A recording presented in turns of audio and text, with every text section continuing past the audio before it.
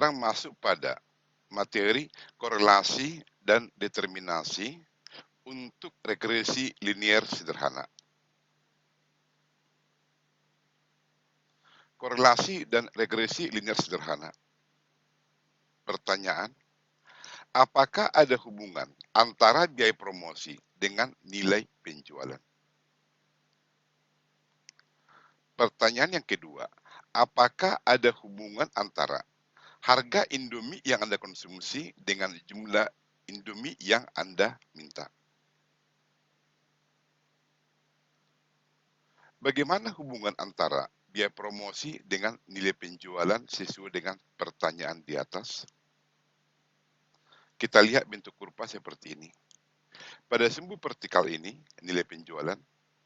Pada sumbu horizontal, biaya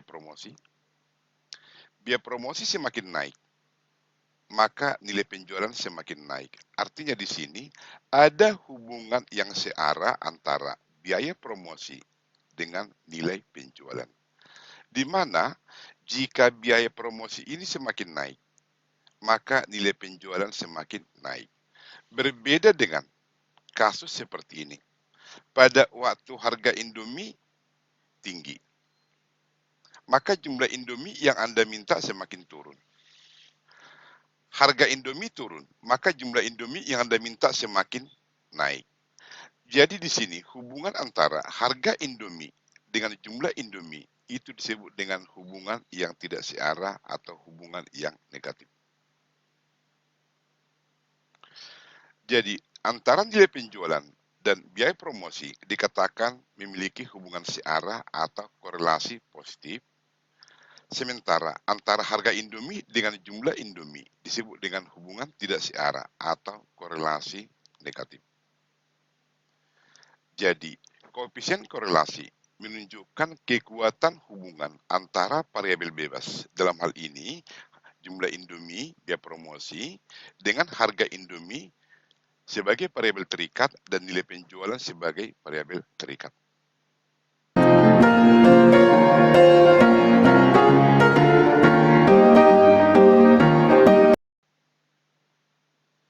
Bagaimana rumus untuk mengetahui besarnya kekuatan hubungan antara variabel bebas dan variabel terikat disebut dengan koefisien korelasi yang disingkat dengan R.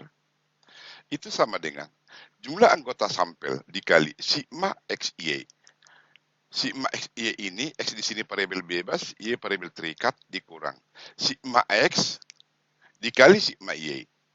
Tolong bedakan beda antara sigma X dikali Y itu beda dengan sigma X dikali sigma Y. Dibagi akar N, anggota sampel, dikali X pangkat 2 itu disigmakan, dikurang jumlah X itu di pangkat 2, beda. Beda sigma X pangkat 2 ini dengan sigma X di pangkat 2, beda. Jika yang di sini X di pangkat 2 dulu, kemudian semua dijumlahkan. Jika di sini, jumlah X itu dulu dijumlahkan, kemudian dipangkat 2 kan, dikali jumlah anggota sampel, dikali sigma Y pangkat 2. Jadi di sini, Y itu di pangkat 2 dulu, kemudian dijumlahkan, dikurang. Sigma Y, jumlah Y dijumlahkan semua, kemudian jumlahnya itu di pangkat 2. Ini garis bilangan, ini menunjukkan nilai koefisien korelasi. Jika nilai R itu sama dengan 0, itu menunjukkan tidak ada korelasi, tidak ada hubungan. Contohnya di sini. Jumlah mahasiswa yang hadir saat ini tidak ada hubungan dengan jumlah peluru yang nyasar di Ukraina sekarang. Jadi tidak ada korelasi. Dari sini sampai ke kanan ini dikatakan korelasi yang positif. Dari sini sampai ke sini, ke kiri, dikatakan korelasi negatif. Jika R itu sama dengan 1, dikatakan korelasi positif sempurna. Jika R itu min 1, dikatakan korelasi negatif sempurna. Pengertian korelasi positif sempurna. Adakah hubungan antara minum air putih dengan rasa haus? Ada. Itu dikatakan korelasi positif sempurna. Waktu Anda minum air putih, rasa haus Anda hilang. Maka dikatakan korelasi positif sempurna. Semakin banyak air putih yang Anda minum, rasa haus Anda semakin cepat hilang. Contoh yang kedua, korelasi positif sempurna. Jika Anda melihat orang yang minum baygon, dapat dipastikan orang bersangkutan akan cepat game over. Semakin banyak baygon yang diminum, maka dia semakin cepat game over. Itu artinya ada hubungan yang positif antara game over dan minum baygon. Sementara korelasi negatif sempurna ini, semakin tinggi harga, jumlah barang yang diminta semakin turun. Pada waktu harga berlian naik 500%, dapat dipastikan Anda tidak akan membeli berlian.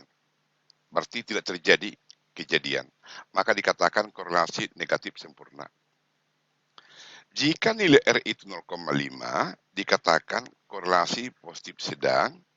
Jika minus 0,5, dikatakan korelasi negatif sedang. Daerah di sini adalah korelasi positif kuat. Daerah di sini korelasi negatif kuat. Daerah di sini korelasi positif lemah. Daerah di sini korelasi negatif lemah. Contoh, Y penjualan sebagai variabel terikat, di mana X sebagai biaya promosi, yaitu variabel bebas. Rumus koefisien korelasi seperti ini. Data pada waktu biaya promosi sebagai X Rp2, maka penjualan sebesar Rp45. Kemudian biaya promosi Anda naikkan dari 2 menjadi 4, dari 4 menjadi 5, dari 5 menjadi 7, dari 7 menjadi 8. Anda perhatikan di sini, ternyata nilai penjualan semakin naik, 45, 60, 75, 90, 100. Dari data ini, terdapat hubungan positif antara X dan Y, di mana X semakin naik, Y semakin naik. Nah, jika kita kalikan X dikali Y, mengapa kita kalikan? Karena ada permintaan rumus di sini, sigma XY. Maka kita kalikan 45 dikali 2, 90, 60 dikali 4, 240, 75 dikali 5, 375, 90 dikali 7, 630, 100 dikali 8, 800. Maka, jika kita jumlahkan ini, sigma XY berarti 2135. Sementara sigma X itu, ini Anda jumlahkan semua 26, sigma Y, Anda jumlahkan ini semua 370. Sehingga, pembilang yang di atas ini, sudah dapat kita isi dari angka yang di sini. Kemudian, untuk mengisi yang di bawah ini, sigma X pangkat 2. Nah, perhatikan di sini, X ini Anda pangkat 2 dulu.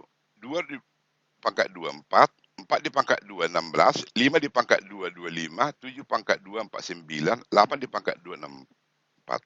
Nah, Anda jumlahkan semua ini yang disebut dengan sigma X pangkat 2, 158. Berbeda dengan sigma X di pangkat 2. Sigma X ini berarti 26 di pangkat 2. Saya ulangi, sigma X pangkat 2. X ini semua Anda pangkat 2 dulu, kemudian dijumlahkan. Tetapi, sigma X, jumlah X ini, Anda jumlahkan dulu, kemudian dipangkat 2. Nah, maka dengan demikian, dapat di sini, sigma X pangkat 2 itu 158, untuk yang di sini.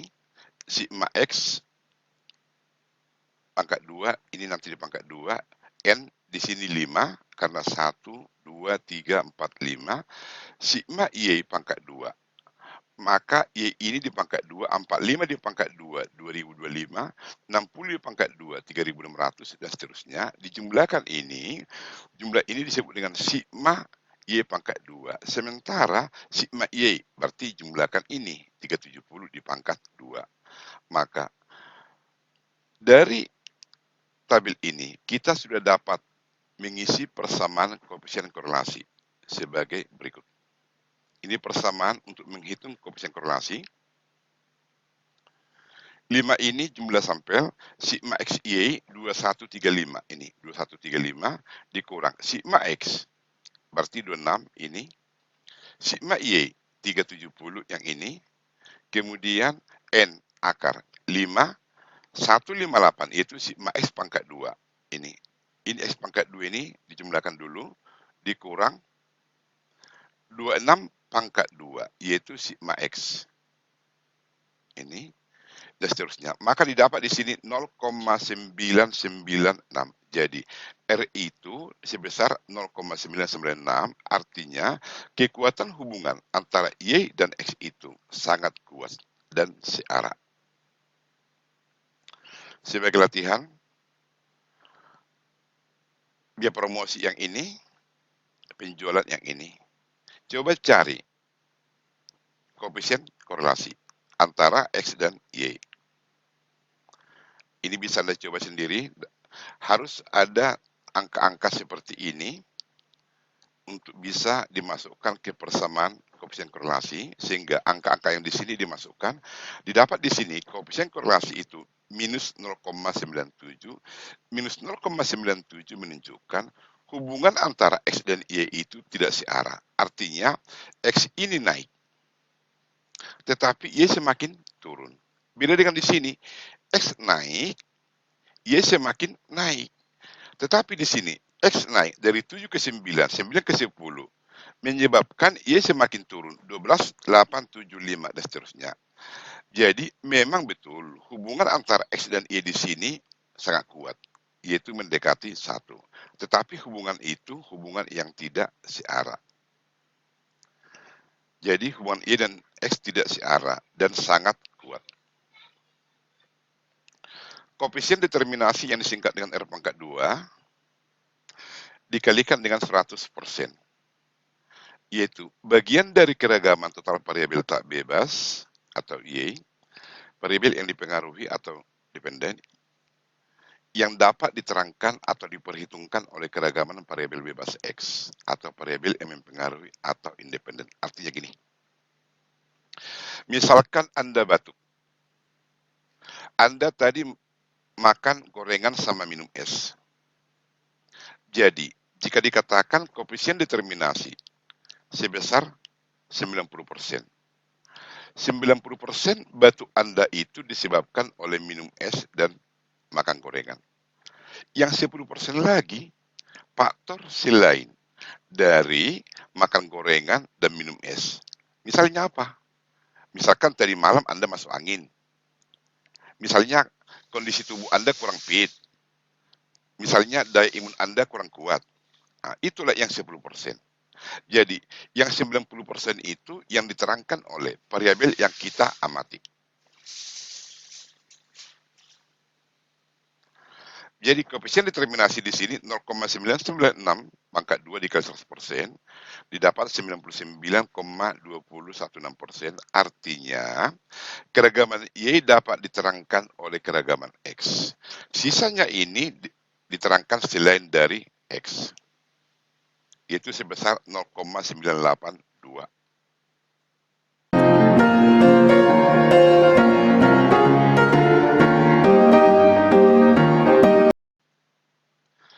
Persamaan regresi linear sederhana.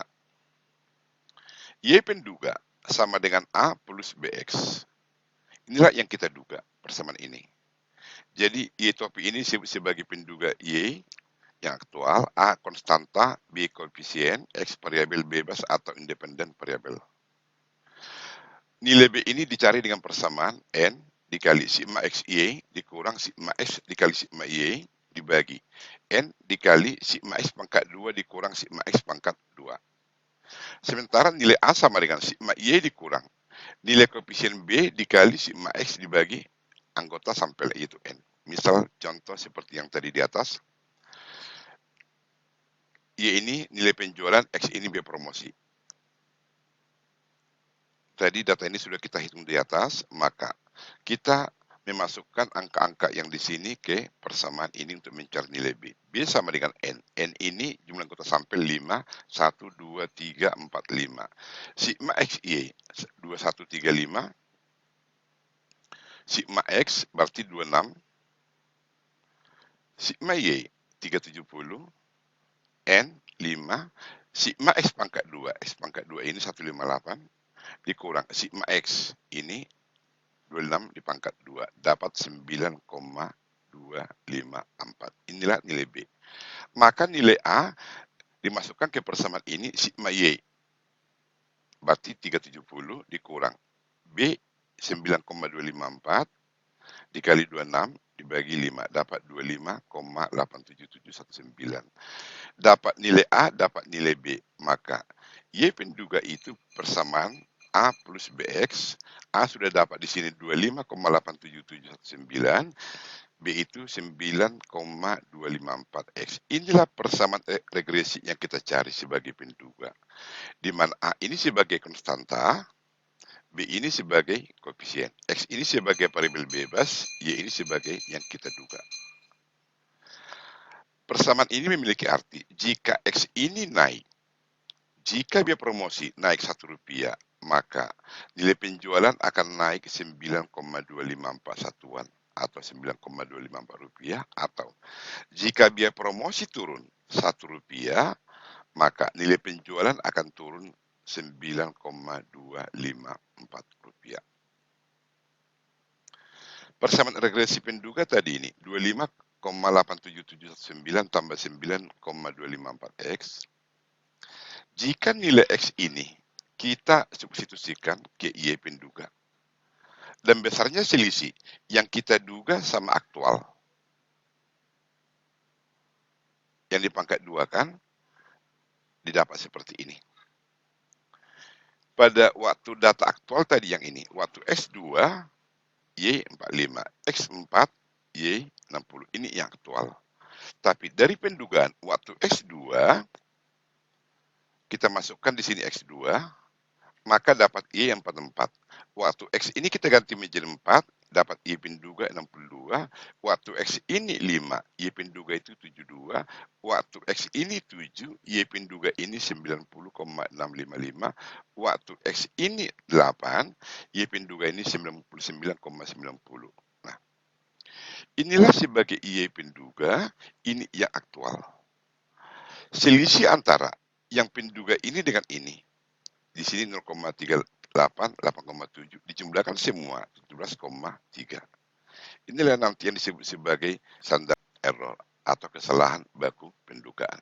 Standar error atau kesalahan baku pendugaan adalah ukuran yang mengukur ketidakakuratan pencarian atau persebaran nilai-nilai pengamatan terhadap garis regresi ini yang dicari dengan persamaan ini.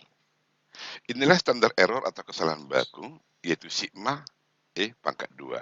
Di mana E pangkat 2 itu, ya, itu sama dengan Y aktual dikurang Y penduga, yaitu 45 dikurang yang ini, dapat 0,9 setelah di pangkat 2 D ya. Nah, kemudian dibagi N dikurang 2.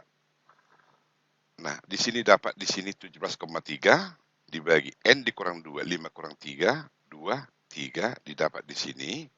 Standar error atau kesalahan baku pendugaan 2,4.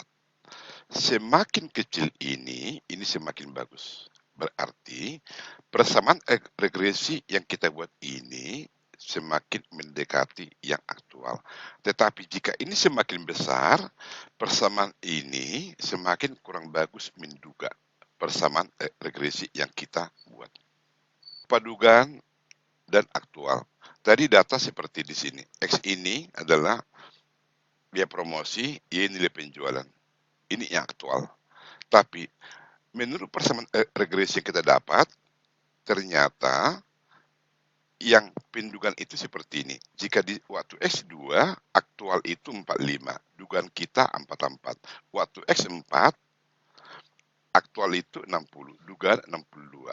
Waktu X5 aktual itu 75, dugaan kita 72. Waktu X7 aktual itu 90, dugaan dari persamaan 90. Waktu X8 aktual itu 100, tetapi dugaan 99. Jika kita gambar, pada sumbu vertikal menunjukkan Y, nilai penjualan ini sebagai biaya promosi. Pada waktu biaya promosi 2M, nilai penjualan 45M, biaya promosi naik menjadi 4, nilai penjualan 60, biaya promosi naik menjadi 5, nilai penjualan 75, biaya promosi naik menjadi 7, nilai penjualan sebesar 90, biaya promosi naik menjadi 8, nilai penjualan sebesar 100. Jika dihubungkan ini, inilah yang disebut sebagai nilai penjualan aktual. Sementara, menurut persamaan regresi yang kita dapat, pada waktu X itu sama dengan 2, maaf ya, titik ini adalah yang aktual. Pada waktu X itu sama dengan 2, ternyata yang kita duga itu 44,3, yaitu pada titik warna biru ini. Kemudian pada waktu X4, yang kita duga itu yaitu sebesar di sini 62,8. Kemudian pada waktu X sama dengan 5, Y yang kita duga itu di sini menjadi 72,1. Ini. Waktu X sama dengan 7, Y yang kita duga itu 90,6 di atas ini. Waktu X sama dengan 8, Y yang kita duga itu 99,9 yang ini. Nah, perhatikan di sini. Inilah yang aktual, yang warna putih. Persamaan regresi yang kita dapat itu diduga dari warna biru ini. Perhatikan di sini. Mula-mula dia di bawah garis, kemudian yang ini di atas, kemudian di bawah garis, kemudian di atas, kemudian di bawah. Artinya di sini, ya, dugaan kita ada menyimpang di sebelah bawah garis dan di sebelah atas. Di sebelah bawah, atas, di sebelah bawah, atas, di sebelah bawah. Nah, jika kita hubungkan ini yang disebut sebagai kurva regresi dugaan.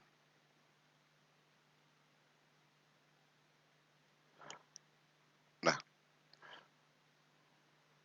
sampai di sini